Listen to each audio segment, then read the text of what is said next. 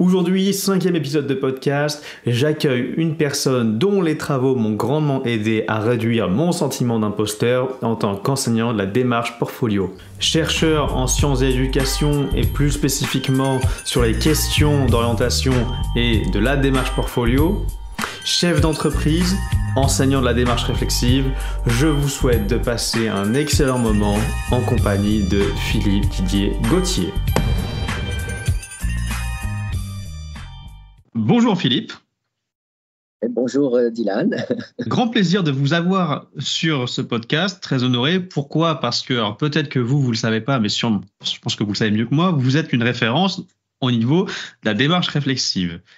J'ai eu pas mal de collègues ingénieurs pédagogiques et enseignants qui m'ont remonté vos travaux et je leur ai dit, eh bien, figurez-vous que cette personne-là va venir partager son expérience sur un podcast et ils m'ont tous dit vivement qu'on entende ça. D'accord. Donc, je vais rentrer dans le vif du sujet, mais avant, est-ce que vous pourriez vous présenter simplement ? Me présenter en quelques secondes. Oui, comme vous voulez.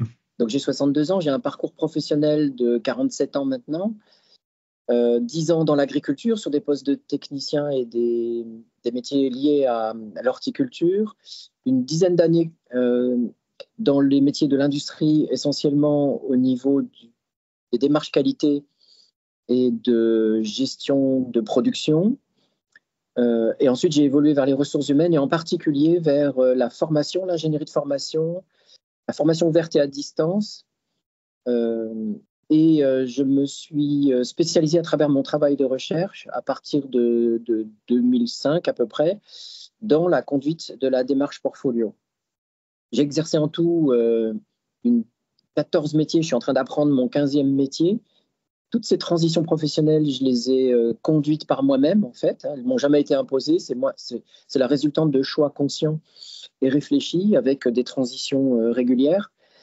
Ce qui m'a amené à réfléchir finalement à ce qui formait mon propre portefeuille de compétences. Et je me suis interrogé, en fait, à travers ces transitions sur mais pourquoi est-ce que les employeurs ne demandent pas le portefeuille de compétences de chacun, puisqu'on se transforme tous au fil de la vie, on enrichit nos compétences tout au long de nos expériences. Et pourquoi est-ce que c'est si peu pris en compte dans nos évolutions professionnelles ? Et donc, j'en ai fait mon sujet de recherche, ça a été l'objet de ma thèse et de la formalisation d'une démarche Portfolio que je ne trouvais pas finalement de travaux complets, même venant du Québec, qui prennent en compte en fait toutes les dimensions de l'évolution d'une carrière conduite par soi-même au fil des évolutions et des décennies. Je précise que cela m'a amené en fait à intervenir dans l'accompagnement aux démarches Portfolio, essentiellement dans l'enseignement supérieur et professionnel.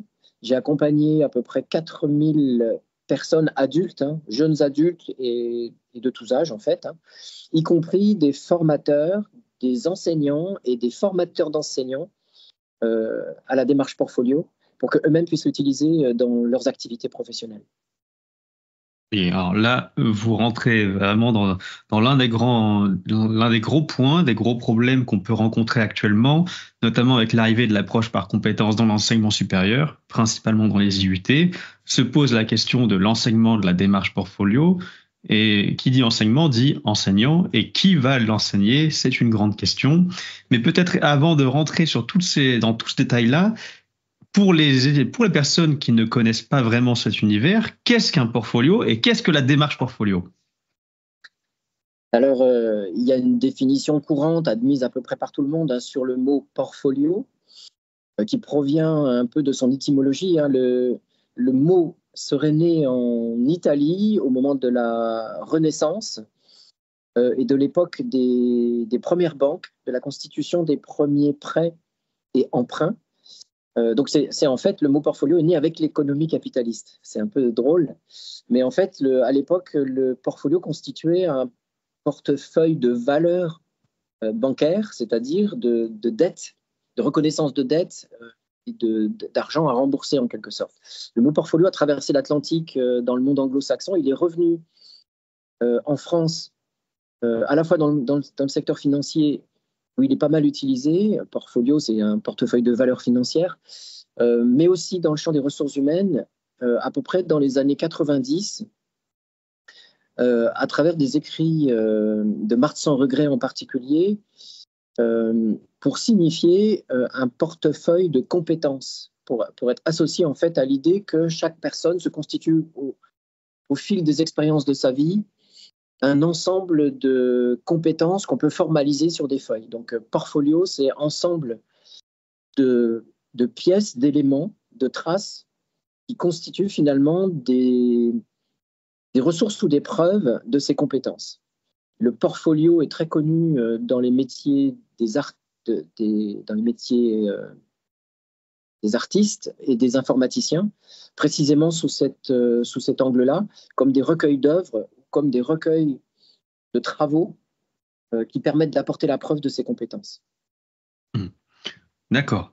Ça reste assez clair. Et maintenant, si on doit faire la distinction portfolio et démarche portfolio, qu'est-ce que c'est la démarche portfolio?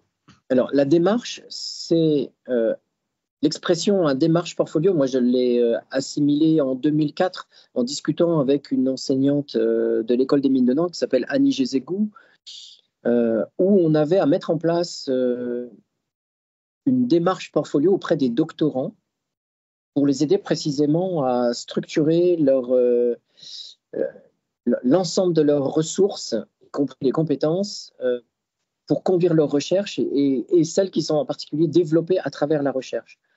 Et le mot démarche est venu spontanément pour illustrer le fait qu'il s'agit d'un cheminement dans lequel l'individu s'engage. La démarche ne peut exister que si on marche, donc si on chemine, si on bouge, si on se déplace.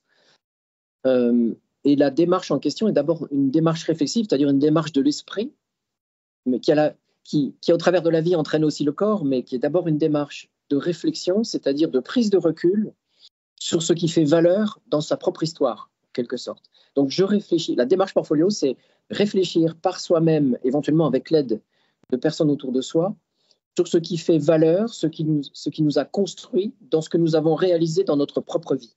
C'est donc une sorte d'analyse réflexive, biographique, qui s'applique aussi bien aux expériences professionnelles qu'aux expériences de vie au sens large.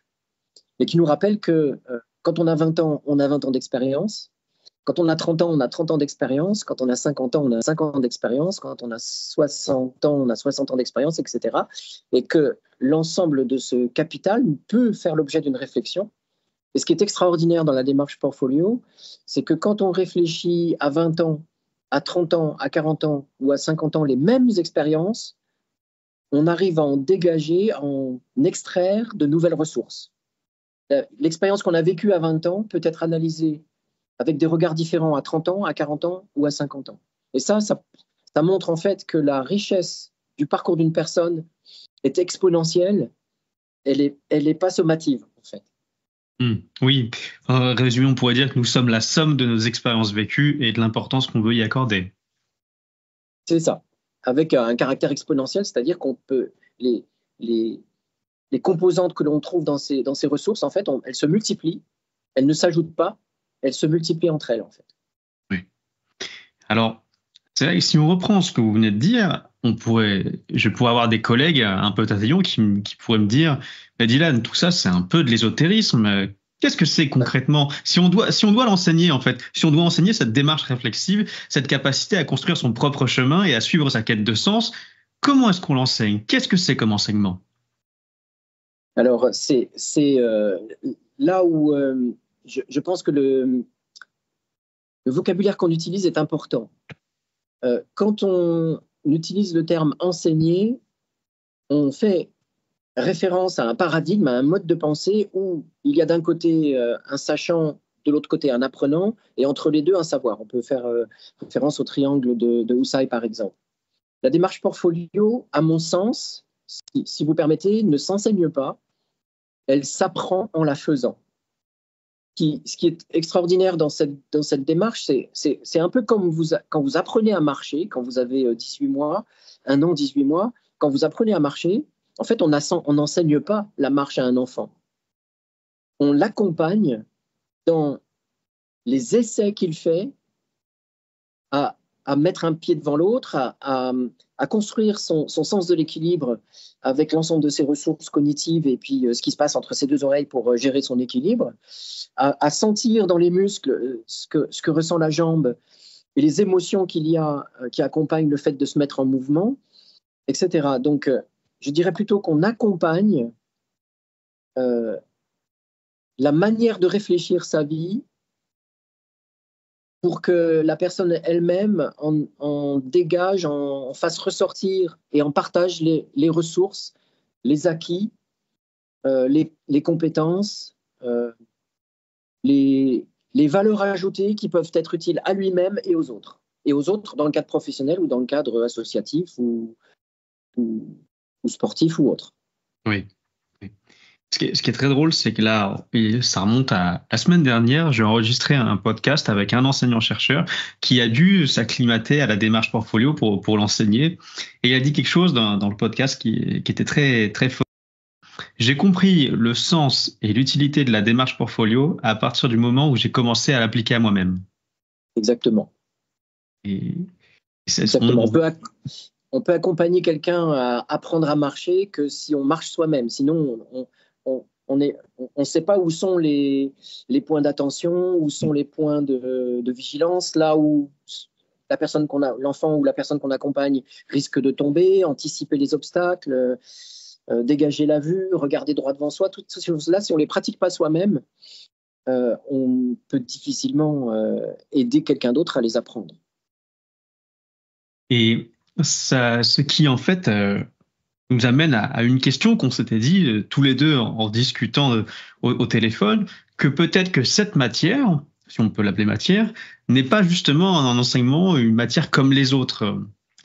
Premièrement, parce que vous avez dit, elle peut se co-construire entre l'étudiant et l'enseignant, voire même les étudiants et l'enseignant dans la classe. Et qu'est-ce qui la rend aussi particulière, selon vous ? Ce qui la rend particulière, c'est qu'elle est centrée sur... elle n'est pas centrée sur le savoir ou sur un savoir tiers qu'on est capable d'isoler des individus. Elle est centrée sur la relecture qu'on peut apporter de sa propre vie et de ce qu'on peut en extraire. Quand on utilise le mot matière, je pense qu'il serait plus approprié de parler de discipline, mais au sens discipline sportive ou discipline musicale, par exemple. Au sens où c'est une façon de penser qui interroge l'action, que ce soit une réflexion dans l'action qui est en cours ou bien sur une action passée. Au passage, ça peut s'appliquer aussi sur c'est une réflexion qu'on peut appliquer aussi sur une action future que l'on projette. En ce sens, c'est plutôt un entraînement à réfléchir sa vie. Et si on peut parler de méthodes et outils qui sont transmissibles dans cette manière de réfléchir, il y a quelques outils comme la bioscopie, l'écriture biographique ou des techniques d'autobiographie raisonnée ou des techniques de description de l'expérience. C'est quelques outils qui sont relativement simples, en fait, qui permettent de structurer sa réflexion, sa pensée, de façon à en extraire les richesses, justement. Le mot richesse, ici, définit des ressources qu'on est capable de mobiliser pour rendre service à d'autres, pour se rendre service à soi-même et rendre service à d'autres. Autrement dit, gagner sa vie au travail, réaliser un geste professionnel ou bien vivre en paix en société avec ses amis, ses collaborateurs, etc. Je vois. Et alors, justement, dans ce que vous venez de dire, eh bien, cette démarche-là, elle nécessiterait quelque part de franchir un peu une frontière inconsciente du débat entre éducation, instruction, cette idée de dire, moi, j'ai un savoir, j'ai une connaissance, je forme des gens, mais je ne les éduque pas. Et pourtant, là, on parle d'un concept très fort qui est l'identité personnelle, le rapport au monde, le rapport à soi. Et j'ai le sentiment, pour avoir échangé avec plusieurs enseignants, qui s'y intéressent, mais qui se disent, est-ce que je franchis pas certaines limites? Est-ce que je franchis pas certaines barrières? Est-ce que je me sens pas trop à l'aise avec ça? Et ça, c'était précisément l'objet d'une discussion avec cet enseignant. Il m'a dit, mais j'ai l'impression, Dylan, quand je t'écoute, que pour enseigner cette discipline, il faut que je revoie, il faut redéfinir le rôle et les limites entre guillemets que je m'étais fixé. C'est qu'initialement, je me voyais moi comme un enseignant qui enseignait une matière, une discipline au sens de matière, et finalement, je me rends compte que pour engager mes étudiants, je vais être obligé de repousser ces limites parce que sinon, ils vont rentrer dans un exercice scolaire. Sauf que je pense avoir compris que l'essence même de cette démarche, l'essence même de cette discipline, c'est tout sauf scolaire. Oui, c'est une réflexion qui est vraiment intéressante parce qu'il y a deux dimensions importantes à intégrer dans la démarche portfolio. La première, c'est la notion d'accompagnement, au sens où Maëla Paul l'a défini comme posture professionnelle spécifique, c'est-à-dire un ensemble de comportements qui consistent à faire en sorte que la relation qu'on entretient avec celui qu'on désigne comme l'apprenant, celui qui réalise sa démarche portfolio, ne soit pas intrusive ni jugeante. Il faut donc que cette posture professionnelle spécifique intègre un cadre éthique qu'il est plus qu'important de conscientiser. Moi, j'utilise un cadre éthique qui est extrêmement simple et qui, semble-t-il, a fonctionné dans 100% des cas. Je le résume à 3 lettres, CRE. C comme confidentialité, c'est-à-dire ce qui se discute entre toi l'apprenant et moi l'accompagnateur est confidentiel et ne concerne que le travail que nous faisons ensemble, moi en tant qu'accompagnateur, toi en tant que quelqu'un qui réfléchit sur sa vie. C'est R, le C c'est confidentialité, R comme respect, et le mot respect ici signifie très clairement non-jugement, c'est-à-dire quoi que tu exprimes, ce que tu exprimes ne passera jamais au filtre du c'est bien ou c'est mal, ou je considère que c'est bien ou que c'est mal. C'est tout court. Les choses que tu exprimes sont, point. Ça permet d'attraper les émotions, les éléments de mémoire, les éléments de fait qui traversent la vie d'une personne sans avoir à dire ça correspond à quelque chose d'important dans tel cadre référentiel et ça peut être utile pour tel employeur ou bien ça peut te nuire dans telle circonstance. Non, ça c'est la confidentialité garantit le fait que tout peut être dit et donc on peut attraper les faits et les faits deviennent objet de réflexion grâce à ça, grâce à cette sécurité du non-jugement. Respect donc comme non-jugement et E comme écoute et entraide. Le E de écoute signifie écoute active, c'est-à-dire que 100% de ce que l'apprenant exprime ou écrit ou dessine ou peint est porteur de sens. Le sens, on ne le trouve pas forcément tout de suite. L'accompagnateur, son rôle, c'est de poser des questions complémentaires si ce sens n'émerge pas tout de suite. Et le E veut dire aussi entraide, dans la mesure où l'accompagnement, la démarche portfolio peut se faire aussi bien en relation interindividuelle qu'en petits groupes. Honnêtement, ça peut se faire aussi pour partie en grand groupe, mais c'est plus difficile à maîtriser, puisque la part d'intimité qui caractérise la relation apprenant-accompagnateur est quand même largement réduite en grand groupe. Oui. Donc, allez-y, pardon. Les deux points clés pour moi qui caractérisent la manière d'appréhender cette discipline pour un enseignant qui voudrait accompagner à la démarche portfolio. Vous voyez, je corrige automatiquement les mots. C'est accompagner, c'est être un accompagnateur. Donc, position basse ou position à la même hauteur que son accompagné. Hein, pas de position haute, pas de position d'infériorité non plus. Hein. Accompagner, ça veut dire partager le pain, ça veut dire marcher à côté de son compagnon en quelque sorte. Hein. Donc c'est se mettre d'égal à égal pour pouvoir, dans la dialectique, en fait, se comprendre mutuellement, s'hybrider, comme dirait Gabriel Alperne. Et puis l'autre aspect, c'est que cet accompagnement, il est marqué par un cadre éthique qui garantit à l'apprenant le fait d'avoir un espace sécure de réflexion sur lui-même et sur son rapport à lui-même et sur son rapport au monde, de façon à ne pas avoir à subir les mitraillettes des discriminations, des jugements de valeur, des codes sociaux liés à un groupe social, etc. Et ça, c'est très important en particulier à l'université, de créer cette zone de sécurité très particulière et qui, pour moi, font que ce n'est pas un enseignement, c'est un cocon. La séance d'accompagnement au portfolio doit être un cocon hyper sécurisé avec ce code CRE qui est vraiment facile à intégrer et que les personnes accompagnées, dès qu'elles en ont la connaissance, en fait, elles l'intègrent très facilement. Et ça règle beaucoup les potentielles situations conflictuelles entre apprenants aussi à l'intérieur d'une classe, entre guillemets. Il peut y avoir des personnes qui s'en veulent mutuellement. Ce cadre éthique, là, posé par l'accompagnateur, met tout le monde en sécurité. Et c'est peut-être ça, quelque chose qui est très difficile, c'est que vous venez de le dire, lorsqu'on arrive dans une classe en tant qu'enseignant, on arrive dans un groupe, on arrive au milieu de plusieurs clans, il peut y avoir des tensions. Donc, si en fait la confiance déjà établie entre l'enseignant et les étudiants, elle demande du temps, eh bien là, ce qu'on ne maîtrise pas forcément, c'est la confiance que les étudiants pourront avoir entre eux.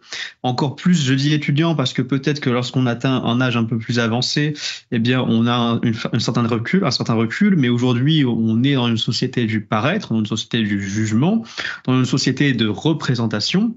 Et l'idée de venir prendre ce que l'on a dans les tripes, sur le cœur, le sortir aux yeux de tout le monde, et potentiellement nos camarades qui peuvent aussi être nos ennemis, c'est pas évident. C'est vraiment pas évident, et c'est peut-être, j'ai pas encore trouvé de remède miracle, parce que autant j'ai pris, je pense à des étudiants que je suis depuis maintenant 2 ans, ils ont compris que j'avais rien contre eux et que j'avais vraiment ces trois préceptes, donc confidentialité, respect, écoute. Mais eux, ils sont pas convaincus que leur père. Ils ont forcément. Parce qu'en fait, quand on arrive en tant qu'enseignant, on arrive au milieu de querelles qui existent déjà pour des raisons diverses et variées. Et donc, si on arrive à avoir, on va dire, un cocon, c'est vrai, un cocon dans la classe, au moment où on sort de la classe, on retourne dans la jungle. Et ça, c'est pas forcément évident pour les étudiants. Oui, alors c'est vraiment une réflexion intéressante pour mieux gérer ces espaces de dialogue partagé. J'ai adopté souvent dans les groupes qui ont une taille plus importante, dès qu'on dépasse les 12-15 personnes, la séance pédagogique est animée avec 2 temps, on peut dire 3 temps. Le premier temps, c'est présentation par l'accompagnateur d'une manière de réfléchir je parle surtout de la biographisation, de la phase sur qu'est-ce que j'ai fait dans ma vie, avec une présentation des outils, la possibilité de choisir l'outil qui convient. Ensuite, une phase réflexive intime, je vais dire privée par rapport à public, qui permet à l'apprenant finalement de choisir son outil, sa posture et son mode de formalisation, son mode d'écriture de son histoire de vie. Avec en général un temps relativement libre, c'est-à-dire un temps d'interséance pour continuer ou compléter son travail d'écriture une fois qu'il a fait ses choix. Éventuellement, la possibilité d'envoyer son travail à son accompagnateur pour qu'il puisse réagir dessus et faire quelques commentaires, demander des précisions, etc. Et une phase publique de restitution synthétique, mais seulement la synthèse, sur un petit texte ou d'une façon ordonnée, de façon publique, pour que l'information qu'on veut transmettre à ses pairs soit filtrée pour pouvoir être acceptable publiquement, par un public, au sens opposition à privé. Alors, je vais donner des exemples. Dans la phase biographisation, la plupart des personnes ont vécu des épreuves, parfois des épreuves familiales, des deuils, parfois des agressions, etc., qui n'ont jamais été communiquées de façon publique et qui font évidemment remonter des émotions qui peuvent être que la personne peut ne pas souhaiter communiquer de façon publique. Donc ce travail de réflexion permet de se réapproprier pour soi-même, finalement, il y a eu un passage difficile avec telle épreuve à ce moment-là, mais dans le message public qui sera communiqué par la suite, qu'on appellera la synthèse biographique, la personne décidera elle-même de ce qu'elle mentionne et de ce qu'elle ne mentionne pas. Et si pour elle, par exemple, le fait d'avoir subi une agression, de l'avoir surmontée en résilience, est un message fort qu'elle souhaite faire passer, elle pourra le mentionner à ce moment-là, mais de façon positive, c'est-à-dire comme épreuve qu'elle a surmontée, qui lui a apporté telle richesse dans sa vie. Et si elle ne souhaite pas le mentionner, elle n'en parle pas et elle passera à la description de l'étape suivante qu'elle souhaite mentionner. Ce qui permet en fait à la personne, à l'apprenant, de garder le contrôle, d'avoir à la fois la sincérité des faits d'un côté, en mode privé, en mode intime, et en même temps un message public qui lui est construit et qui est recevable dans un espace social ouvert, qui peut être la classe ou qui peut être un employeur si fait un résumé de sa vie à son employeur. Voilà, donc en fait, réfléchir à l'intérieur de sa séquence pédagogique ou de ses séances pédagogiques, des moments privés et des moments publics, permet de faire le tri finalement de ce qui peut être réfléchi et regardé par rapport à ce qui peut être dit ou rendu public pour conduire sa vie professionnelle, puisqu'on vit aussi dans un espace social. Et cette articulation-là, ce qui est important, c'est qu'elle soit contrôlée par l'apprenant lui-même. Puisque c'est une prise de pouvoir. Là, on rejoint le pouvoir d'agir. Donc, on voit bien que l'enseignant, par rapport à cette démarche-là, il doit être facilitateur, mais surtout ne jamais juger quoi que ce soit. Éventuellement, il peut conseiller une thérapie s'il se rend compte qu'il y a quelque part de la souffrance qui est restée ou des choses comme ça. Mais il ne peut pas intervenir sur ce contrôle. Et une personne qui ne veut pas exprimer quoi que ce soit et qui ne veut rien rendre public, en particulier d'éléments de vie privée, ça doit être respecté. Et c'est soi-même qui doit décider de ce qu'on rend public ou pas. Oui. Et ça, c'est des choses auxquelles je m'étais rendu compte moi-même dans l'enseignement. Et je me suis même aussi appliqué autre chose. Je crois qu'on en avait déjà discuté, mais vis-à-vis de mes étudiants, le principe d'exemplarité est quelque chose d'assez important. Et justement, il n'y a rien de plus insupportable que d'avoir une personne qui accompagne ou un accompagnateur déshumanisé. Et justement, lorsque je peux demander, lorsque le contexte de classe incite à s'ouvrir, eh bien, il m'est arrivé parfois aussi de montrer que moi, en tant qu'être humain, avant d'être enseignant, moi, en tant qu'être humain, j'étais capable de m'ouvrir, que moi aussi, en fait, avant d'être un enseignant et toutes les barrières qui s'imposent, j'étais un être humain qui avait ses fragilités, ses vulnérabilités, et que j'étais en fait au clair avec ça et que j'étais capable d'en parler afin de presque quelque part d'apaiser l'atmosphère. Et ça, c'est une étudiante qui m'en avait beaucoup parlé, qui m'a dit, mais j'ai vu la différence au fil du temps avec toi, Dylan, c'est que j'ai compris que tu étais capable d'écouter et que tu avais une forme d'humanité. Et à partir de là, j'ai osé te dire des choses que je n'aurais pas osé de prime abord. Et quand je lui ai posé la question, mais alors qu'est-ce qui t'a donné cette intuition d'humanité? Elle m'a répondu, parce que tu avais l'air d'être quelqu'un comme nous. Et ça, c'est tout bête, mais le comme nous, je l'ai interprété de cette façon-là. C'est très fort, en fait. Moi, j'ai vécu des moments ce que tu racontes là me rappelle des moments extraordinaires vécus avec des promos ou en phase de restitution d'un travail de synthèse biographique, par exemple. Je rappelle le cadre, c'est RE. Rien de ce qui se dit ici ne sort de cette salle. Qui veut prendre la parole pour lire ou raconter sa synthèse biographique. Et comme l'espace de sécurité a été construit, vous avez à ce moment-là vous entendez des choses que vous n'entendrez nulle part ailleurs dans des relations avec d'autres, parce que il y a eu réflexion, il y a eu synthèse, il y a eu construction, il y a 1000% de valeur ajoutée dans un texte de 10 lignes. En plus, moi, j'impose un format proche de 10 lignes pour que l'essence même de la personne transparaisse au travers de chaque mot dans son écriture ou dans son récit, dans son mini-récit. Et là, vous avez des révélations de singularité. Vous avez en quelques secondes, il faut 10 à 20 secondes pour lire une synthèse biographique, pour raconter sa synthèse biographique. Vous avez en fait des histoires de vie en haute condensation qui traversent en fait qui vous traversent en fait, tout simplement. Oui. Mais du point de vue de la singularité de la personne, c'est-à-dire que la personne à cet instant-là, elle apparaît plus comme un apprenant dans un groupe, mais comme une personne totalement unique au monde à travers ce qu'elle a vécu. Et ça, c'est extraordinaire, parce que ça fait des révélations inouïes qui sont à 10 000 lieues de ce qu'on ressent dans un CV, en fait. Oui, d'une part. Et le pire, c'est que, enfin le pire, ou le mieux quand on a cette chance d'être accompagnateur, c'est que vous allez avoir accès à une authenticité de la personne que ses proches n'ont peut-être jamais vue. Oui, je confirme. Je confirme. C'est vrai que cette démarche-là permet à la personne d'être sincère avec elle-même.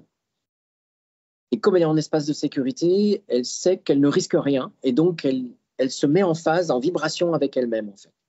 Elle cesse de jouer un jeu d'acteur, soit un jeu d'apprenant, soit un jeu de papa, soit un jeu de maman, soit un jeu de collègue.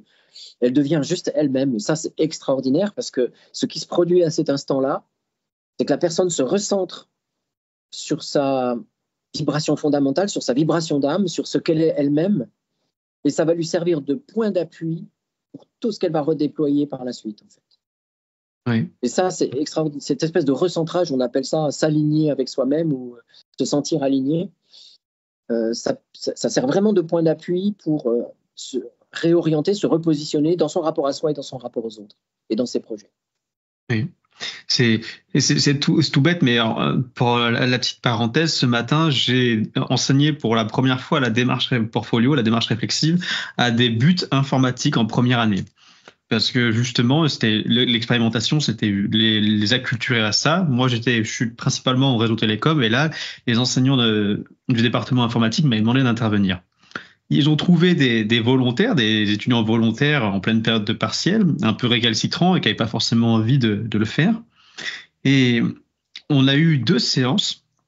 Et à la fin, il y avait eu une étudiante qui m'a dit, mais en fait, monsieur, la démarche portfolio, ça fait du bien. Et j'ai souri et je dis oui, parce que alors, c'est vrai que de prime abord, on peut penser outil numérique. Parce que dans leur esprit, c'était prendre un tableau et cocher des cases dedans. C'est un peu l'outil du portfolio, c'est un peu l'image qui renvoie. Et ce que je leur expliquais, mais vous vous rendez compte que tout ce qu'on vient de faire, cette introspection, eh bien, le portfolio, l'outil, il est censé formaliser tout ça. Donc, si on vous présente juste l'outil et pas tous ces moments d'introspection, c'est ce qu'on appelle des analyses réflexives, eh bien oui, on arrive avec quelque chose de vide, de creux, d'impersonnel, alors que c'est la démarche portfolio, le portfolio, c'est censé être idéalement tout l'inverse. Et là, ils se sont dit, mais en fait, c'est cool. Et j'en dis, bah, évidemment que c'est cool. À partir du moment où on peut faire tout ça, évidemment que c'est cool. Mais il y a une forme à la fois de méconnaissance. Et quand je dis méconnaissance, c'est pas un jugement de valeur. C'est-à-dire qu'on est tous ignorants. Et là, c'était vraiment une forme de méconnaissance. Et même l'enseignante qui a participé aussi pour voir ça, elle s'est dit, ah oui, c'est comme ça. Et c'est ça. Donc là, je pense que tout votre travail tous vos travaux de recherche et tous les enseignements qu'on peut faire, eh bien, j'ai l'impression que c'est pas toujours évident de montrer ce qu'est réellement la démarche réflexive. Parce qu'on a parfois des injonctions institutionnelles, on a aussi des modes, le portfolio, le e-portfolio, les outils numériques aujourd'hui ont la mode, à quelque part presque dénaturer ce qu'est réellement la démarche réflexive. Parce que avant d'être, comment on appelle ça, avant d'être un outil, avant d'être une vitrine, c'est avant tout une connexion de l'individu à lui-même. Et ensuite, idéalement, à autrui. Ce qui est magnifique. Oui, je confirme le suroutillage de la démarche portfolio, en particulier avec des outils informatiques imposés, qui s'imposent à l'apprenant, ont tendance en fait à la scolariser, entre guillemets, à en faire une sorte de mécanique de rapport où l'étudiant aurait à produire quelque chose pour plaire à ses enseignants, pour avoir une bonne note. C'est pour ça que je déconseille fortement à ce que la démarche portfolio soit un enseignement classique noté dans le cadre classique des modes d'évaluation à l'université, mais plutôt une pratique, une discipline, une pratique validée. Donc, valider ne veut pas dire noter. Valider par un principe très simple, c'est oui ou non. Et le oui, il dit oui, je reconnais, moi, ton accompagnateur, que tu as fait les efforts de réflexion qui sont nécessaires pour tirer les bénéfices que tu as souhaités de la démarche portfolio, ou bien non, tu n'as pas fait le boulot de réflexion. Et c'est tout, et rien d'autre, sans aucun autre jugement. Puisque en fait, le véritable enjeu, c'est de faire découvrir à l'apprenant tout ce que tu viens de raconter, à savoir que la démarche portfolio, c'est d'abord apprendre à se faire du bien à soi et même comprendre comment on peut réfléchir sa vie tout au long de sa vie. C'est-à-dire le véritable apprentissage de la démarche portfolio, l'enjeu de l'apprentissage de la démarche portfolio au lycée, au collège, c'est un peu tôt, mais au lycée et à l'université, dans l'enseignement supérieur, c'est plutôt de armer l'individu d'un savoir réfléchir sa vie qui lui permettra de conduire sa carrière et les transitions de carrière qui vont se présenter à lui, puisqu'il faut travailler maintenant une bonne 50aine d'années. Et ensuite, une fois qu'on a acquis ces réflexes, ces apprentissages réflexifs, on peut les appliquer plus largement à sa vie personnelle, ses loisirs, sa vie sportive. Ce sont des vases communicants. Exactement. C'est des questions qui sont très simples, de toute façon. Hein. C'est qu'est-ce qui me rend heureux? Pourquoi je n'ai pas été heureux dans telle situation? Qu'est-ce qui a fait que j'étais vraiment heureux dans telle réussite ou dans tel exploit ou dans tel accomplissement? Et pourquoi, dans tel autre contexte, ça n'a pas marché? Pourquoi je n'ai pas été content, etc. Quand vous décodez tout ça, vous pouvez l'appliquer à n'importe quelle situation, finalement. Oui. Ça ressemble un peu, en analyse du travail, aux analyses des situations critiques qu'on utilise pour dégager les compétences majeures, par exemple. Sauf que là, on évite d'attendre que la situation devienne critique pour se poser toutes ces questions. Exactement. La démarche portfolio, quand on l'a assimilée, on peut la redéployer en quelques secondes. J'exagère à peine. Hein. Le matin, quand on se lève, on peut se poser la question, est-ce que je suis content d'aller au boulot? Je vous jure, je l'ai fait ce matin. Est-ce que je suis content d'aller au boulot? Si oui, pourquoi? Sinon, pourquoi ça ne va pas? Qu'est-ce qui me stresse? Qu'est-ce qui ne va pas? Comment il faut que je régule ce qui se passe? Est-ce qu'il faut que je bouge dans un sens, dans un autre, etc. Et les questions qu'on se pose pour un projet professionnel, en fait, une fois qu'on est habitué à se les poser, on est capable de le faire à n'importe quel moment, quand on prend le train, quand on attend dans une file d'attente chez McDo son burger, etc. etc. Et ça, c'est une vraie force, puisque ça vous met en pouvoir d'agir sur votre vie tout au long de la vie et absorber des chocs comme des licenciements brutaux ou bien des changements de situation au travail que vous n'aviez pas prévus. Et ça permet d'envisager la vie d'une façon beaucoup plus sereine parce que vous savez que vous avez le pouvoir de vous repositionner facilement et de mettre à distance aussi les émotions qu'on ressent quand on en reçoit à l'occasion des accidents de la vie, en quelque sorte. Oui, nous rendre capables de naviguer par vents et marées tout en maintenant notre cap. Oui, c'est-à-dire que l'expression que vous avez citée, mais la démarche portfolio, ça fait du bien. En fait, ça fait du bien au moment où on apprend à la faire, où on la découvre, mais ça fait du bien tout au long de la vie. Ça aide à, moi j'appelle ça piloter sa navigation professionnelle tout au long de la vie. Oui. Et c'est des choses très, très, très importantes. Et en plus, l'exemple que vous avez cité, justement, est-ce que j'ai envie de me lever ce matin? Est-ce que je suis heureux dans ce que je fais ce matin? C'était quelque chose que j'avais posé comme question parce qu'à un moment donné, quand l'étudiant nous fait la démonstration de sa compétence, je fais OK, tu sais faire ça. Tu t'as validé tes apprentissages critiques, tu as ta compétence, d'accord. Mais une question plus poussée maintenant, c'est est-ce que tu es prêt à te lever tous les matins pour faire ce genre de truc? Est-ce que tu es prêt à aller au boulot, à te mettre devant ton PC sans râler? Est-ce que tu es prêt à faire ça? Est-ce que tu t'emmerdes pas à faire ça? Parce que tu peux être compétent et pour autant t'emmerder. C'est ce que Gay Hendricks a appelé le piège de la zone d'excellence. Tu fais des trucs dans lesquels tu es très bon, mais dans lesquels tu as l'impression qu'une partie de toi se meurt. Oui. Et donc, il faut arriver à le conscientiser. La démarche portfolio peut être là pour ça. Et ensuite, il faut avoir cette notion qui est le courage. C'est le courage d'assumer ses choix. Et ce qui est pas évident. Je dis le courage parce que justement, c'est pas évident. Le courage, il s'exprime quand on est face à une peur et quand on choisit de surmonter la peur. Et autant les étudiants ont ces peurs aussi. Je pense que j'en ai aussi. Tout le monde en a. Donc, la notion de courage est très, très importante pour arriver à conscientiser et assumer ses choix de vie, ses envies de vivre. On peut prendre un exemple. Je me plais pas dans mon boulot, je le sais, ça me casse les pieds, etc. Mais j'arrive pas à bouger. Il y a beaucoup de personnes qui sont dans cette situation-là en cours de carrière. La démarche réflexive, ça aide à se poser les bonnes questions. C'est-à-dire, mais pourquoi j'arrive pas à bouger?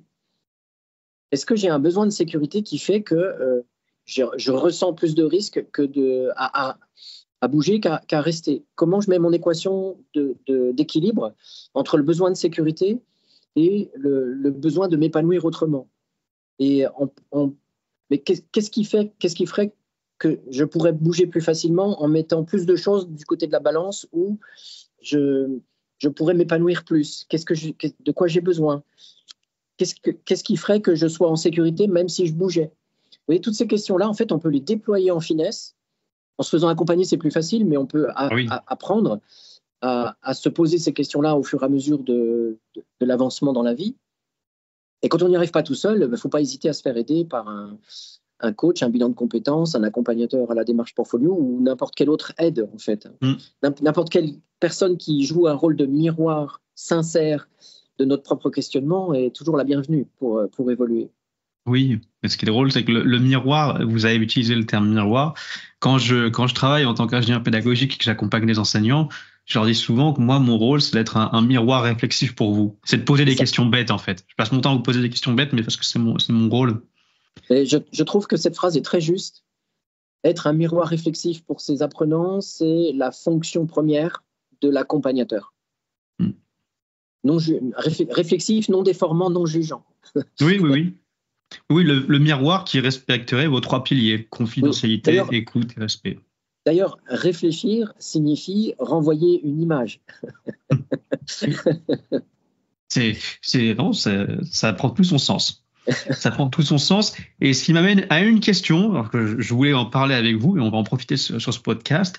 Une grande question, c'est: la classe est-elle le seul et le meilleur endroit pour faire de la démarche réflexive ou de la démarche portfolio? C'est une question intéressante parce que dans le contexte universitaire, c'est difficile d'imaginer des activités pédagogiques en dehors d'une salle de cours, d'une salle de classe, d'une salle de TP ou d'un amphi. Moi, je trouve que cette question-là, il faut la renvoyer à chaque fois à l'accompagnateur de la démarche portfolio. Moi, mon point de vue, c'est que dans la mesure où il s'agit d'aider à s'approprier une manière de réfléchir sa vie, une démarche d'introspection, une démarche de construction et de reformalisation de sa valeur professionnelle en particulier, cette activité-là, on peut la mener un peu partout, dans sa salle de bain, dans la salle à manger, au café, en randonnée quand vous marchez avec un petit groupe, en faisant des pauses réflexives en commun, par exemple. En petits groupes, en groupe de taille moyenne. En amphi, c'est un peu plus compliqué. Là, il faut une technique d'animation très spéciale. En amphi, j'ai jamais vu faire.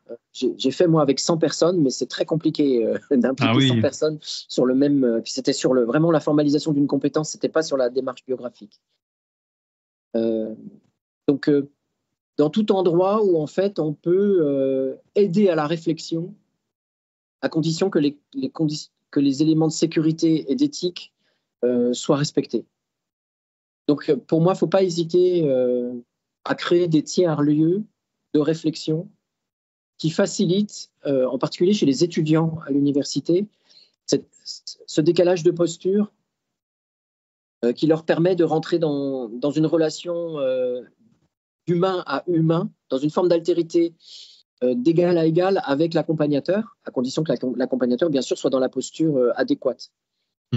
Donc, pour moi, pas de souci d'organiser ça. Là, je suis dans la cafétéria, d'organiser ça dans la cafétéria du restaurant universitaire ou au café du coin si le groupe peut s'isoler, ne pas gêner les autres clients du café, etc. Ou sur la pelouse de l'université ou dans un week-end spécial qu'on organise avec les étudiants pour réfléchir à la valeur ajoutée de sa vie, si on veut faire ça en mode, aller dans un tiers-lieu qui n'est pas l'université. Oui. En tout cas, tout ce qui favorisera la compréhension par l'étudiant que ce n'est pas un cours classique, mais qu'il s'agit de se réapproprier une sorte de compétence à réfléchir sa vie pour conduire sa vie plus en sécurité dans les années qui viennent, sera le bienvenu, à condition, encore une fois, que le système universitaire accepte de ne pas noter ce travail. Pour moi, oui. je vais le redire, j'ai été obligé de le faire. Hein. Malheureusement, je n'avais pas toujours le choix. Mais être obligé de dire ton travail vaut 17, 18 ou 19 ou 15 ou 3, c'est une façon comme une autre de tuer la valeur ajoutée de la démarche portfolio parce que l'étudiant est intelligent. Oui, et stratégique. Et stratégique, exactement. Il se dit, qu'est-ce qu'on me demande ? On me demande d'avoir une bonne note, donc je me calibre pour avoir une bonne note, et donc je passe complètement à côté de la démarche. Malheureusement, il y a très peu d'enseignants qui comprennent ce phénomène. Évaluer n'est pas noter, noter n'est pas évaluer. Et la démarche portfolio demande simplement à être validée par son accompagnateur sous la forme, oui, tu as fait l'effort de comprendre ce qu'était la démarche réflexive et ce qui est important pour que tu apprennes à conduire ta vie professionnelle, ou non, tu n'as pas fait cet effort-là. Voilà, c'est tout et rien d'autre. Après, oui. Le reste appartient à l'apprenant et aux responsabilités qu'il a vis-à-vis de lui-même pour conduire sa vie. Oui. Ça, c'est très, très important. Noter n'est pas évalué. C'est pas pris en compte par les responsables, ou très mal pris en compte par les responsables de formation, mais c'est à mon avis à re-questionner à chaque fois. Et puis quand vous êtes accompagnateur, que vous êtes obligé de donner des notes, il faut expliquer ce qu'on fait au niveau de la validation auprès des étudiants, c'est-à-dire je vais vous mettre telle note, mais comprenez que je me fous de la note, que ce qui m'importe, c'est que vous ayez réfléchi à telle chose. Voilà. Ça, je leur dis très souvent, hein, que si je pouvais ne pas leur noter, je ne les noterais pas. Et que les fois où on a eu, parce qu'à l'UT, au semestre 5 et 1, on n'est pas obligé de les noter. Et ben, je le fais pas et j'explique à chaque fois. Et même eux, parfois, les étudiants me disent, oui, mais vous savez, monsieur, si vous ne notez pas, on fera peut-être pas le travail. Et je leur dis, mais justement, au moins, ça sera un acte authentique et honnête. Et moi, j'ai envie de vous engager honnêtement là-dedans. Votre côté scolaire, c'est pas le truc qui m'intéresse. Oui. Et à ce propos, ce que je voulais vous partager justement, c'est que tout ce que vous venez de dire, ça me vous mettez le doigt dessus. Je me suis fait, quand vous en avez discuté au téléphone, est-ce que la salle de classe est le meilleur endroit ? Pas forcément. Et donc, j'ai eu à un moment donné un étudiant qui récemment qui est venu me parler, qui m'a parlé de certains de ses problèmes qu'il pouvait avoir vis-à-vis du rapport qu'il a au corps. Et donc déjà, je me dis, quand quelqu'un vient faire ça, je me dis, un grand courage. Il faut lui tendre la main. Il m'a demandé, mais monsieur, est-ce que vous qui faites un peu de fitness, est-ce que vous pourriez m'aider ? Et je lui ai dit, mais là, ce qu'on pourrait faire, c'est qu'on pourrait justement montrer, on pourrait tourner une vidéo et montrer qu'on peut utiliser la méthodologie d'analyse réflexive dans un autre contexte. Et c'est ce qu'on a fait vendredi dernier. Vendredi ou jeudi dernier, avec justement l'étudiant en question, et deux autres étudiants qui nous ont aidés à tourner, qui l'ont aidé à donner du feedback. Et c'était vraiment une séance qui était géniale parce que il y avait une espèce de phosphorescence. Ils étaient dans la réflexivité, mais authentique, à se poser des réelles questions parce qu'il y a eu ce réel intérêt. Et il y a eu vraiment cette sensation, ce que j'appelle cet oxygène. Et quand je les vois, en fait, même interagir entre eux et qu'il y a cette espèce d'oxygène, cette ambiance très aérée, ben j'ai eu envie de me poser et de contempler. Et c'est quelque chose d'extrêmement agréable. C'est très, très, très, très fort. Et là, je me dis, ben oui, on a réussi parce que justement, on a enlevé ce carcan scolaire, mais tout en gardant la posture que vous venez de dire, l'accompagnateur avec les 3 piliers, CRE, Et même les étudiants ont compris, parce qu'ils ont les deux personnes qui ont accompagné cet étudiant qui découvrait l'univers du fitness, ils ont compris ça aussi. Et ça, c'était quelque chose de très très fort. Alors l'expérimente, on va publier la vidéo dans 1 ou 2 semaines. Là, je travaillais dessus il y a pas longtemps. Faut arriver à montrer justement que quand on parle de démarche réflexive, on parle pas uniquement d'un bout de papier ou d'un outil sur le web. On parle de la vie en fait, de la vie, du mouvement. Il y a du mouvement qui est caractérisé que la vie qui est caractérisée par le mouvement, c'est quelque chose de très très fort. Et à côté de ça, il y a eu aussi une autre expérience. C'est un enseignant de communication qui a ouvert un concours d'éloquence pour son département. Et je lui ai dit, moi, je peux peut-être te trouver des personnes d'un autre département et il y aurait un nouveau département dans ce concours. Et donc, j'ai pris deux étudiants volontaires et je leur ai dit, si vous faites ça, pas besoin de faire la note, pas besoin de faire une évaluation de me rendre un devoir écrit pour la démarche portfolio, parce que ce que vous allez faire sera tellement transformateur que vous aurez réussi. Et ce concours d'éloquence a eu lieu le 4 avril, donc j'ai eu l'occasion de les suivre de A à Z. Et la transformation à laquelle on assiste, c'est magnifique, c'est pas le mot, mais on les voit grandir en fait. Et quand en tant qu'accompagnateur, on voit les gamins grandir et on les voit en fait se transcender sur scène, on se dit mais c'est juste génial. Qu'est-ce qu'on peut vouloir de mieux? Ce que disait Alfred Adler, ce sentiment de contribution à la communauté qui nous drive, c'est celui-là.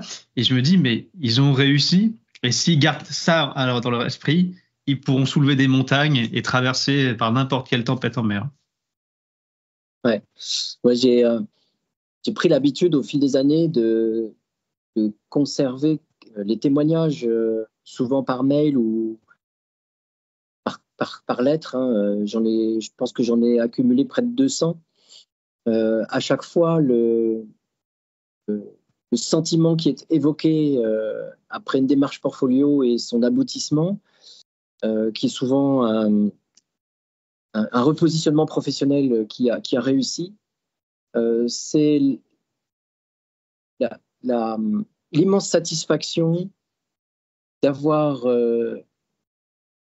transcender quelque chose en soi-même dans son rapport au monde en général et en particulier dans son rapport au monde professionnel. C'est vraiment c'est plus que la transformation de soi, c'est une transformation de soi qui permet de transformer son rapport au monde et qui permet de mieux s'accomplir et mieux trouver sa place dans la société en quelque sorte. C'est ça, si je résume en fait le contenu essentiel, c'est vraiment ça qui ressort. Moi, je dirais ça autrement, c'est que finalement, ça nous aide à être plus humains et à mieux vivre en société et à être mieux à notre place dans la société que nous construisons. Oui, parce que c'est dans l'authenticité de nos rapports à autrui que l'on peut créer de belles relations. J'avais justement un étudiant qui me dit « Ah, mais cette personne-là, en fait, il est sympa. » Ben oui, il est sympa. Oui, oui, évidemment, il est sympa. Et là, ce qui est très drôle, c'est que parfois, j'ai l'impression que depuis très jeune, cette habitude a l'air de venir en bas âge, c'est que les êtres humains sont habitués à ne pas être eux-mêmes. Alors, ce que je vous dis là, j'ai pas de certitude, c'est des intuitions. Et quand j'écoute des étudiants, quand ils me parlent de leur vécu, je me dis, mais oui, en fait, ce fonctionnement qu'ils ont là, il est entériné depuis des années. Et que nous, quand on arrive dans le supérieur, ils ont quoi? Ce sont des enfants qui ont entre 18 et 20 ans. Il s'est déjà passé pas mal de choses. Oui, on apprend dans la famille, dans l'environnement social, à l'école, à bien se comporter, à bien penser, à bien apprendre, etc. Et donc, on engrange, entre guillemets, on s'imprègne de façons de penser dont on s'aperçoit plus au bout d'un moment que ils répondent à des codes sociaux, à des attentes sociales. Alors, c'est particulièrement vrai à l'adolescence pour se socialiser, mais on garde une partie de ces façons de penser tout au long de la vie. Pour être bien payé, il faut être ingénieur, quoi, par exemple. C'est encore un moteur qui existe. En fait, pour bien gagner sa vie, pour être heureux, il faut un bon poste dans une bonne place. C'est ce que me disait ma grand-mère, par exemple. Oui. Ça m'amuse toujours. La pauvre, si elle avait connu mon propre parcours professionnel, elle serait complètement perdue. Oui. Donc, la démarche du portefeuille de compétences, elle permet de réinterroger ces schèmes, ces modes de pensée stéréotypés, standardisés, et de se re-questionner sur finalement qu'est-ce qu'on pense vraiment pour soi-même et qu'est-ce qu'on pense qu'il y a de mieux dans son rapport au monde, dans ce qu'on doit faire évoluer. C'est vraiment d'une grande puissance, puis ça peut s'élargir au-delà du champ professionnel à la vie sociale en général, et en ce moment, Oui. c'est particulièrement d'actualité. Oui, on vit dans un monde qui a l'air d'être caractérisé, en tout cas quand je dis le monde en France, qui est caractérisé par un certain manque de repères, parce que tout être humain, même tout animal, tout individu a besoin de repères pour se situer dans le temps, dans l'espace, dans la chaîne alimentaire, dans l'ordre social, et lorsqu'on veut enlever plein de repères, donc on les change très régulièrement, mais on peut avoir l'impression de perdre pied.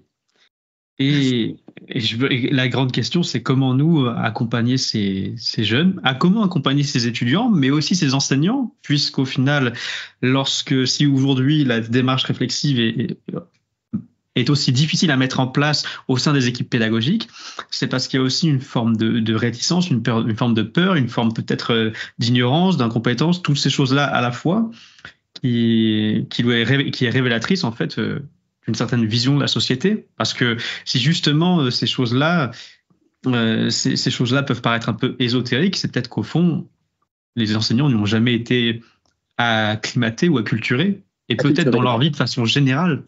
Oui, absolument. Je pense qu'il y a une difficulté pour la démarche portfolio de trouver sa place dans l'enseignement supérieur, qui vient du fait que c'est une démarche qui est finalement assez récente, puisqu'elle s'est beaucoup développée au cours des 20 dernières années. Il y a énormément de cursus qui intègrent des démarches d'évaluation qu'on appelle portfolio, avec des formes assez différentes dans le milieu médical, dans les écoles d'ingénieurs. Pour moi, il y a une clé importante, c'est d'intégrer le fait que pour un enseignant qui voudrait accompagner à la démarche portfolio, il me semble essentiel qu'il pratique la démarche portfolio pour lui-même, alors possiblement en se faisant lui-même accompagner par une personne qui a la juste posture, non pas sous la forme d'une formation classique, mais vraiment comme une sorte de... Un accompagnement ? Oui, d'un accompagnement, mais comme opportunité de développement professionnel. Avec les possibilités, et si possible même avec les possibilités de décalage du tiers-lieu, les logiques de tiers-lieu, de faire en dehors de la classe pour se rendre compte finalement que ce qui se joue, c'est pas dans le champ des savoirs, mais c'est dans le champ de la connaissance de soi ou de l'être, voilà, de la reconstruction de soi ou de la relecture de soi autorisée. En fait, pour s'imprégner aussi de la posture, de l'éthique, de la disposition d'esprit et de l'absence de rapport au savoir particulier, en fait. Je parle de savoir académique, là. De l'absence, il n'y a pas d'enjeu de savoir académique, en quelque sorte. On peut enrichir sa réflexion avec des savoirs académiques qui concernent les neurosciences, le rapport à l'autre, qu'est-ce que c'est que l'altérité, qu'est-ce que c'est que l'accompagnement, tout ça. Il y a beaucoup de littérature très riche et très intéressante sur le sujet, mais ce n'est pas indispensable. Ce qui est indispensable, c'est de ressentir en soi les transformations profondes que provoque la réflexion sur soi et de s'approprier les outils qui nous conviennent, qui nous conviennent à soi en tant que futur accompagnateur ou qui ne nous conviennent pas. Parce qu'on a tous finalement notre propre registre cognitif, notre propre registre émotionnel. Et par exemple, il y a des personnes qui n'aiment pas tracer une ligne de vie et puis positionner dans le temps, de façon chronologique, les événements sur une ligne de vie, mais qui préfèrent utiliser le langage, le texte, l'écrit, les mots, le vocabulaire. Pour moi, il n'y a pas de souci avec le choix des outils, pourvu que ça corresponde au mode de fonctionnement de l'accompagnateur et que ça corresponde aussi à son public d'accompagner.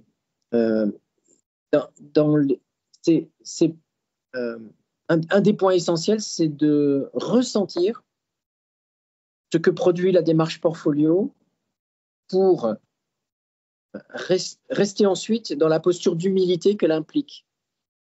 Et donc, oublier les savoirs pour faire émerger l'être qu'on est et l'être que sont les autres quand on sera devenu accompagnateur.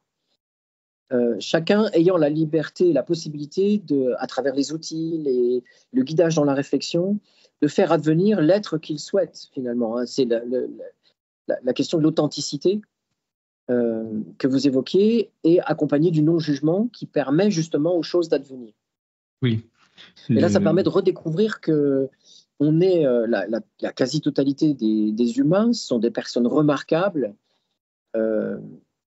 profondément éthiques, profondément bienveillantes, pour ne pas dire bienfaisantes, et aspirant profondément à être utile et positive envers le commun, envers ce qui fait commun, envers ce qui fait société, et profondément inspiré pour y contribuer en quelque sorte.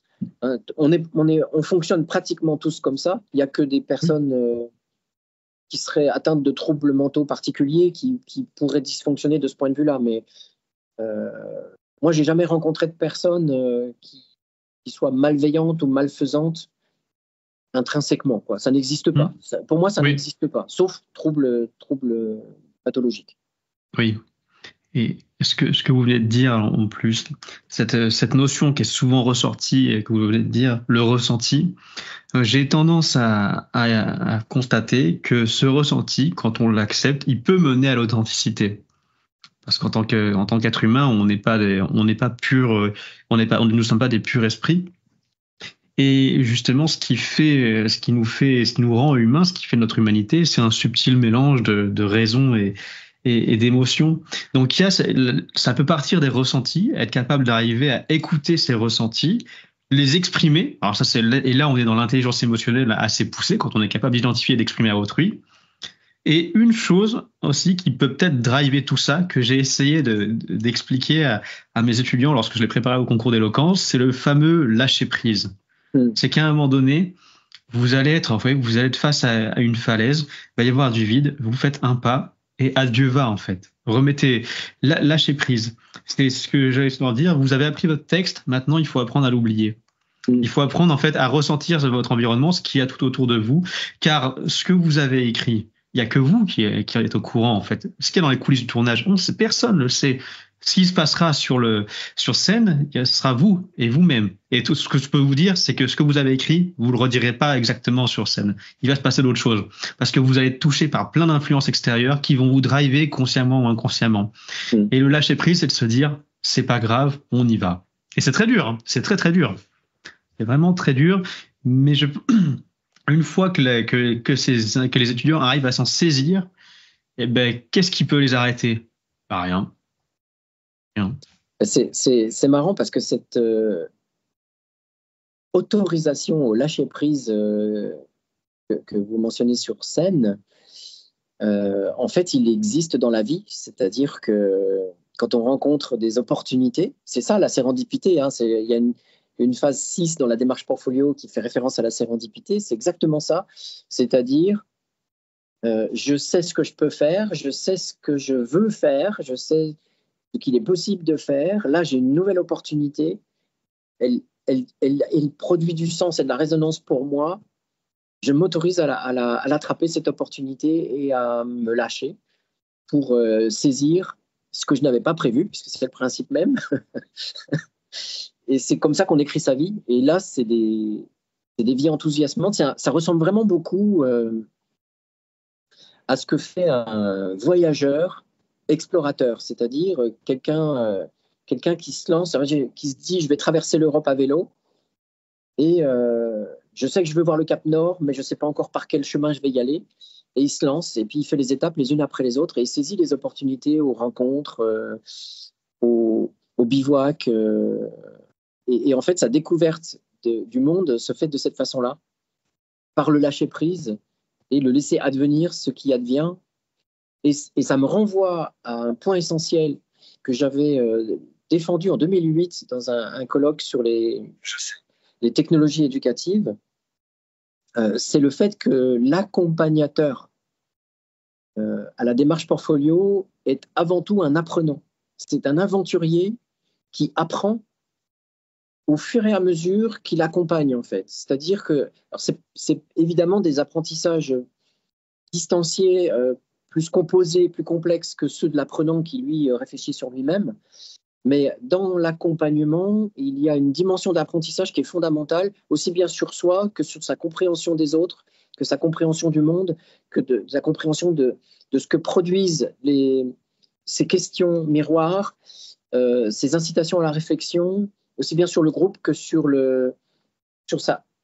son propre rôle dans le groupe, quoi. Et en fait, c'est un cerveau en éveil. L'accompagnant est un cerveau en hyper-éveil. Pour moi, c'est celui qui apprend le plus, en fait, dans l'accompagnement. Mais c'est ce que je disais souvent aux étudiants. Je leur dis, mais vous savez, je pense que j'apprends beaucoup plus de vous que ce que vous allez apprendre de mon enseignement, hein. Et ce que vous venez de dire, je pense que c'est un peu l'apanage de tout enseignant. On avance toujours dans une forme de brouillard. On a beau se doter, avoir un arsenal d'outils, de méthodologie ou autre. Lorsqu'on construit quelque chose dans notre petit laboratoire, dans notre petit cocon et qu'on le ramène dans le réel, on se dit, ah, ça passe pas, qu'est-ce que je fais? Ouais. Et en fait, qu'est-ce qu'on fait? Mais il faut faire quelque chose parce qu'ils sont devant nous, le rideau est levé, et il faut y aller. Et ça, je pense que moi, le fait que j'ai pris beaucoup de plaisir et que je prends beaucoup de plaisir à enseigner, c'est que j'ai abandonné dès le départ l'idée de faire des choses entre guillemets bien ou parfaites. C'était pas possible. C'est l'une des premières choses que je leur ai dit à mes étudiants quand je les ai rencontrés, c'est que j'étais pas un bon prof, mais que j'avais envie d'être un peu moins mauvais à chaque fois, mais je trouvais ça très fun à faire comme activité. Donc, il fallait qu'ils soient sympas avec moi. Et c'est le cas aujourd'hui. C'était hier, j'ai discuté avec un collègue et je lui ai dit, mais si tu savais toutes les conneries que j'ai fait depuis que j'ai enseigné cette matière, je me dis, mais il y a des choses. Aujourd'hui, ces conneries me paraissent énormes, alors qu'à l'époque, ça me paraissait cohérent. Justement, cette idée de donner une méthodologie, de les rendre implacables sur la méthodologie, sauf qu'en faisant que ça, principalement ça, on est passé à côté de l'engagement qui était l'authenticité dans cette démarche. Et pour moi, aujourd'hui, c'est la plus grosse erreur à pas faire. Oui, c'est un peu l'opposition qu'il peut y avoir entre l'ingénierie, où on programme tout, on calibre tout, on chronomètre tout, dans des matrices hyper précises comme on demande dans Calliope, par exemple, hein. Et puis ce que j'appelle le jeu, mais le jeu en pédagogie, c'est-à-dire le fait d'inventer dans l'instant la situation ludique qui permettra au savoir d'advenir d'être pris en conscience par celui qui apprend et finalement de réintégrer la dimension du plaisir dans l'apprentissage. Oui. Mais des fois, ça demande des longs chemins. Ça dépend d'où on est, si on est stressé ou pas en tant qu'enseignant, etc. Chacun fait son chemin là-dessus. Mais je pense que l'accompagnement à la démarche portfolio a cette ouverture de laisser le droit à l'erreur. Et comme disait un certain qualiticien japonais, c'est qu'on a le droit dans la vie de faire toutes les erreurs, mais jamais deux fois la même. C'est donc de toujours tirer les apprentissages de là où on se trompe, pour faire mieux la minute d'après, en quelque sorte. Oui. Ce que vous venez de dire, ça fait écho à une pensée que j'ai eue, à une discussion que j'ai eue avec une doctorante il y a 2 jours. Et je lui avais dit, mais le problème qu'il y a avec les ingénieurs pédagogiques, c'est voir les ingénieurs pédagogiques uniquement comme des personnes qui vont aider à la construction d'un cours. Et que si ces ingénieurs pédagogiques ne vont jamais sur le terrain, ne vont jamais co-animer, ne vont jamais en salle de classe avec l'enseignant, ils vont rester sur une construction qui est en isolation clinique, qui est dans un espace aseptisé, mais ils sont pas dans le réel. Et si on veut accompagner les enseignants et qu'on se ferme la porte à la salle de classe, qu'on se ferme la porte au réel, eh ben en fait, on va créer des chimères qui vont rester dans un univers parallèle, mais qui n'est pas celui des enseignants, qui n'est pas celui des étudiants. Donc, là, je dérive parce qu'on quitte la démarche portfolio, mais ce que vous venez de dire a fait écho à ça précisément. Ouais. Oui, oui. Mais ça vraiment, pour rassurer les enseignants qui voudraient devenir accompagnateurs à la démarche portfolio, c'est un point important à intégrer. C'est l'idée qu'on apprend à accompagner la démarche portfolio en la faisant pour soi-même et en accompagnant des étudiants et en s'autorisant à faire des erreurs pour apprendre à accompagner en fonction de qui on est soi-même, en fonction de son âge, de son expérience, de sa position principale, de son regard sur la vie, etc. Mais en restant dans une posture soi-même d'apprenant permanent à partir de ce qu'on vit, de ce qu'on travaille, du voyage qu'on fait finalement avec les étudiants. Voilà, si on considère son enseignement, sa carrière d'enseignant comme un périple, comme un voyage autour du monde, on peut apprendre à enseigner, à accompagner dans la démarche portfolio de façon beaucoup plus flexible, à s'autoriser des erreurs, à s'autoriser des découvertes et à les partager avec ses apprenants, puisque tout le monde s'enrichit dans cette démarche, quoi. C'est une démarche très, très sociale et très socialisante aussi. Oui, énormément. Énormément. Et je me rends de plus en plus compte quand on arrive à essayer de développer des moments de démarche réflexive en dehors du cadre scolaire. Il y a eu la salle de sport, il y a eu le concours d'éloquence, il y a eu en ce moment il y a le jeu de rôle que j'expérimente avec un petit groupe, et c'est une découverte. Ce sont des découvertes géniales. Elles sont géniales parce qu'elles sont profondément authentiques et parce qu'elles sont partagées. Et là, je vois justement que le temps défile, qu'on a beaucoup discuté. Je pense qu'on pourra encore discuter un long moment. Si on devait justement conclure, qu'est-ce que vous pourriez dire, un message à faire passer à la fois aux étudiants et aux enseignants concernant la démarche portfolio? Je dirais que la démarche portfolio est un cadeau à se faire à soi-même à n'importe quel moment de la vie. Une vie, j'allais dire d'une vie adulte où on est conscient du pouvoir qu'on a à construire sa vie par soi-même. Un cadeau à se faire à soi-même et un cadeau à faire à ceux qui nous entourent, aux étudiants bien sûr. Moi,